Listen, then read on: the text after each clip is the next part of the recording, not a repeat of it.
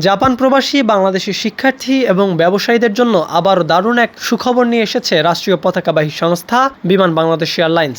লোকসানের কারণে দীর্ঘ সময় বন্ধ থাকার পর ঢাকা জাপান সরাসরি আকাশপথে যোগাযোগের দুয়ার আবারও খুলতে যাচ্ছে। সম্প্রতি সচিবালয়ে অনুষ্ঠিত এক উচ্চ পর্যায়ের বৈঠকে বিমানের ঢাকা থেকে জাপানের নারিতা রুটে সরাসরি ফ্লাইট পুনরায় চালুর বিষয়ে আনুষ্ঠানিক নির্দেশনা দেওয়া হয়েছে। সবকিছু ঠিক থাকলে আগামী জুন মাস থেকেই এই রুটে আবারও বিমানের ডানা মেলার কথা রয়েছে।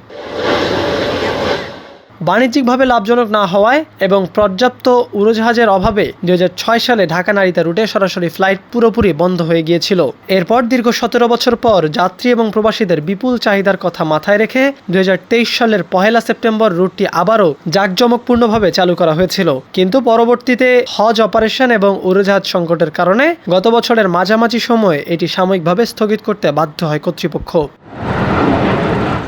তবে সাম্প্রতিক সময়ে রুটটি বন্ধ হওয়ার পিছনের কারণগুলো এখন আর খুব একটা বিদ্যমান নেই এবং এটি বর্তমানে বিমানের জন্য অত্যন্ত সম্ভাবনাময় ও লাভজনক একটি রুট হিসেবে বিবেচিত হচ্ছে। এ কারণেই বেসামরিক বিমান পরিবহন ও পর্যটন মন্ত্রণালয়ের সর্বশেষ নির্দেশনায় রুটটি পুনরায় চালুর জন্য জোর প্রস্তুতি শুরু করেছে রাষ্ট্রায়ত্ত সংস্থাটি। প্রাথমিক পরিকল্পনা অনুযায়ী আগামী জুন মাস থেকে ফ্লাইট পরিচালনা শুরু হবে এবং পরবর্তীতে যাত্রীদের চাহিদা অনুযায়ী এর সংখ্যা ধাপে ধাপে বাড়ানো হবে।